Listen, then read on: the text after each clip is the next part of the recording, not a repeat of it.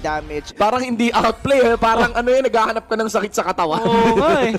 Oh, Chakno. Chakno in! Oh, Chakno! Chakno! It's actually massive attack! Oh! Chakno! Si Molcliffe! And naman na by Chakno! Pero may bawi pa rin gagawin ng mga membro dito ng Blacklist International! Apat pa ang natitira sa execration. Anong magagawa nila? Hindi na mahalaga. Chakno play na naman! We got the Lord pushing in! Very cutie actually struggling on the damage na binato sa kanya ni Dexter. Habang sa Genly naman si Ison. Lapit si Sagitno doon. Lord is taken down. Had it been na hindi ginawa ni Chakno yun, baka tapos na ang laban! Oh my Wow, the goodness! greatest players ever!